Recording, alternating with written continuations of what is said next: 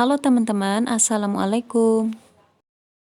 Sebelum melanjutkan video ini, teman-teman sebaiknya menonton dulu video yang berjudul ini nih. Dan juga membaca info di kolom deskripsi supaya tahu juga alasannya kenapa saya menggunakan kuning telur dan juga menggunakan margarin yang dilelehkan. Jadi teman-teman, percobaan ini saya lakukan di 3 waktu yang berbeda ya, karena juga melakukan ini sambil disambi pekerjaan rumah tangga. Dan hari pertama itu seperti ini. Di hari pertama saya menyiapkan 3 buah botol yang saya isi dengan air dan minyak. Jumlahnya masing-masing botol itu sama. Yang pertama ini saya isi dengan SP, yang tengah ini saya pakai margarin yang dilelehkan, dan yang ketiga ini saya tidak pakai apa-apa. Kemudian ketiganya ini kita kocok-kocok ya, saya kocok-kocok sampai tercampur rata. Setelah itu, karena saya melakukan uji cobanya ini malam-malam, saya tinggal tidur dan baru dilihat keesokan harinya. Jadi ini lebih dari 1 jam ya, alias berjam-jam.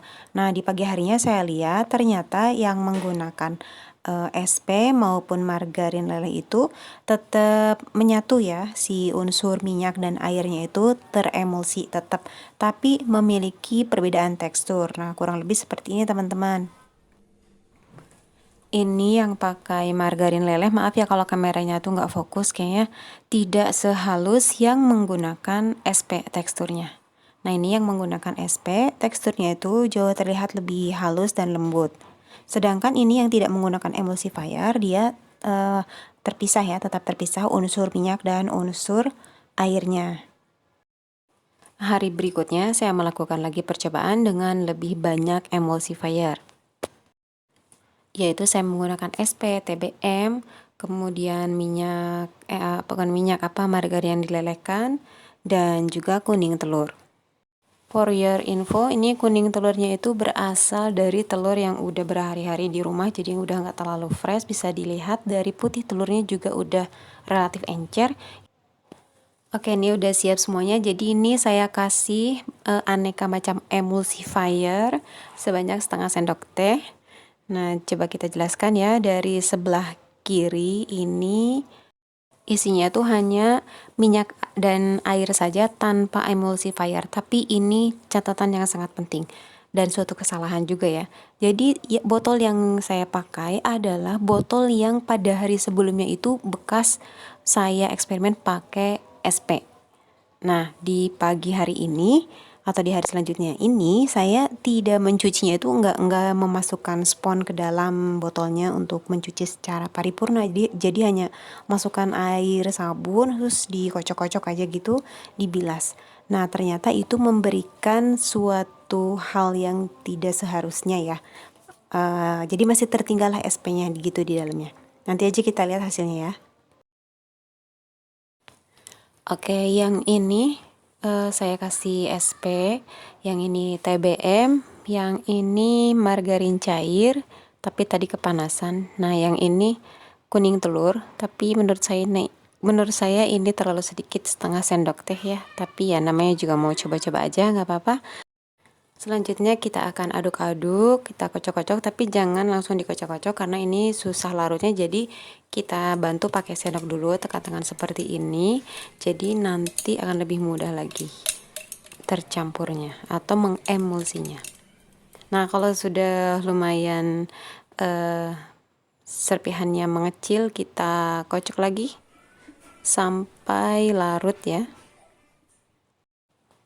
Setelah tercampur semua, ini bisa kita lihat bahwa unsur air dan unsur lemaknya, di mana di sini saya pakai minyak sayur, bisa teremulsi dengan menggunakan macam-macam emulsifier tadi, kecuali botol yang paling kiri ini udah tereliminasi menurut saya karena ini udah nggak akurat hasilnya. Seharusnya air dan minyak tanpa emulsifier itu akan sulit untuk menyatu, tapi ini tadi botolnya masih ada sisa SP yang eksperimen kemarin.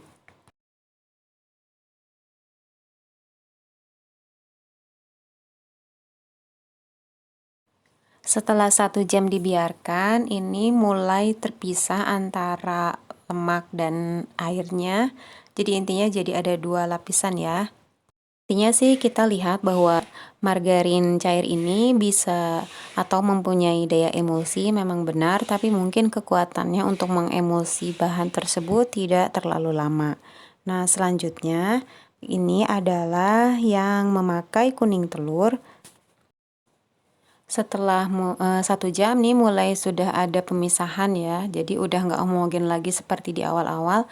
Artinya ya mungkin tidak cukup untuk mengemulsi, nggak stabil gitu teremulsinya karena mungkin memang tadi hanya sedikit ngasihnya ya kuning telurnya. Kalau teman-teman lihat beberapa resep yang bolu tanpa SP atau bahan pengembang lain, itu pasti akan menambahkan lagi jumlah kuning telur ke adonannya, baik itu misalnya 2 atau 3 ya, atau mungkin 1 tergantung komposisinya yang di awal itu gimana, karena memang si telur ini bisa menjadi pengganti si SP. Nah, ini saya ingin lebih concern atau lebih perhatikan di SP dan TBM.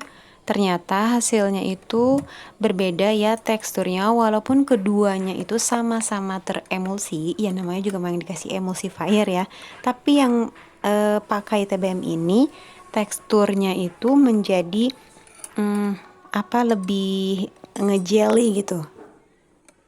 Sedangkan kalau yang pakai emulsifier varian SP, teksturnya lebih terasa ringan, atau dengan kata lain tuh nggak terlalu padat.